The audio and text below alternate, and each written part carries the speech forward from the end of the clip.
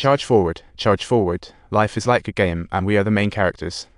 Charge forward, charge forward. Are you afraid of lagging behind? Charge forward, charge forward. How will you know how strong you are if you don't try? Charge forward, charge forward. Challenge yourself, absolutely no regrets. Charge forward, charge forward. The small step is for a big future. Charge forward, charge forward. Our goal is ultimate victory. Although the big guys have fled, Little Bean was yanked out and hurled to the ground, enduring strange bad breath attacks. If you don't want to meet your doom, better lead the way to the boss. Little Bean didn't dare to resist and just followed along. Team Alien landed on a spaceship in a new world. Just a few steps out of the plane, the suspicious captain got treed. Team Alien arrived in a new world, and not long after landing, that suspicious captain got taken out by a tree. Team Alien landed in a new world, and shortly after stepping out, that dubious captain got poked by a tree. The team didn't slack off for a second, running like rabbits, and the duck found a centuries-old stone tablet. In front lies the legendary one-dimensional tribe ruins. The duck felt an odd sense of familiarity as a descendant. After trying to press a button, a sudden flood of water leads everyone to a mysterious soft membrane. Trim poked it with the finger and found it had electric life, then pressed down hard, and the whole membrane lit up with cool blue spark. It was a biological camouflage barrier, and for the sake of mystery, they decided to tear it open. Behind the disguise lay a fantastic crystal kingdom, just the place the duck had dreamed of. Without hesitation, they stepped into the Wonderland, while Charge Guy was escorted back into the sea by his fighter jet. According to route analysis, Charge Guy's target is the Titan 19 pyramid hidden in the Arctic Ocean.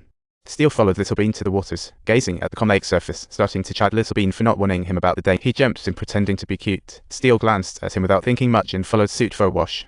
Little Bean was sipping water while observing, when suddenly an unknown creature swam close. The little guy panicked, like a divine soldier swallowing him into a terrifying abyss. Oh my goodness. The ancient fellow actually yanked Little Bean onto this absurd position on his wrinkled legs. Little Bean thought this would trap Steel. Just as he stood up, the dragon's phone rolled underfoot.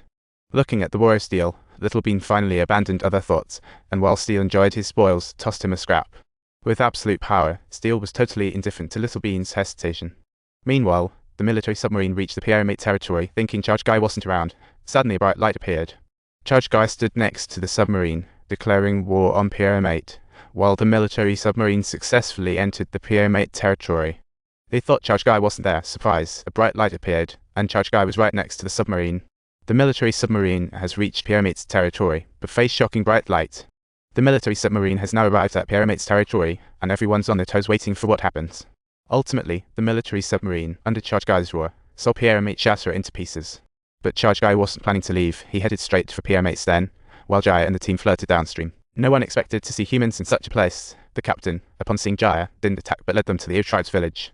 Upon seeing the giant crystal in the center, everyone was dumbfounded, and at the top, Aileen spotted several energy whirlpools. Aileen saw several energy whirlpools at the top. After a moment, the queen emerged from the center, motioning for Jaya to approach. The two held hands, confirming their kinship. Seeing they were family, the queen became quite friendly, while the others beheld the energy core. It turned out the previous distress signal was sent by the tribe.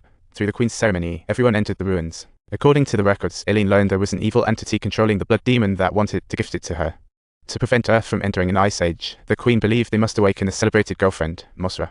Jaya was no tribesman from Kulu Island. Only she could complete this daunting task, while Steel had reached the Hellish Ridge.